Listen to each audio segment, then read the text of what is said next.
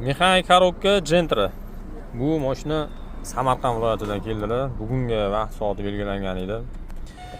Ertalab zavod bo'lganda mashina benzinli zavod bo'ladi. 4-pokoleniya Xitoy varianti turibdi. Stak 300 komplektatsiya. Gaz, metan, CNG metan gaz. Mashina zavod bo'ladi ertalab. Detonatsiya, kuchli detonatsiya paydo bo'ladi anaqada, motorda. Qaltirab, titrab, butun kuzovga beradi и глушительdan qop-qora tutadi. Ana shu narsani ko'p joyda ko'rsatganlar, lekin muammoni hal qilib berisha olmagan. Mana bizga olib keldilar.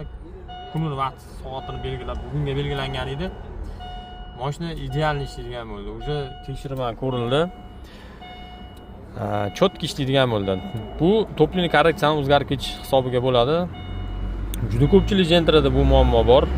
Yani ustaxonaga borasizlar, nimadir zapchastni almashtirasizlar, injektor chistkalar bo'ladi, kimlardir benzin nasosi almashtiradi, topливный sistema chistka bo'ladi, lekin foydasi yo'q. Bari shuni holat takrorlanishni boshlaydi.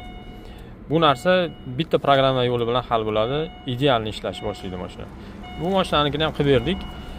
Chotki ishlaydigan bo'ldi. Endi mashina Samarqand viloyatiga qarab yo'l oladi.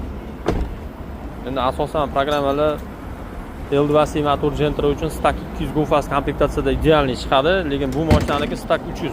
Endi qo'ldan kelgancha bunga chiqazib berdik. Chotki ishlaydigan sostoyga keldi. Sizlarda ham shunaqa muammo bo'lsa, mana bizga murojaat qilasizlar. Sizlarni haydash, yurish reaksiyalarga qarab turib programmalarni nasibga qilib beramiz. Videoni ertalab qop-qora tushadigan Gentra cho'g'aylarga yuborib qo'yasizlar. Salomat bo'linglar, kuzatishda davom etinglar. Bitta like bosib, shuna podpiska bosib qo'ysanglar, bizani qiziqarli kontentlarni o'tkazib yubormaysizlar.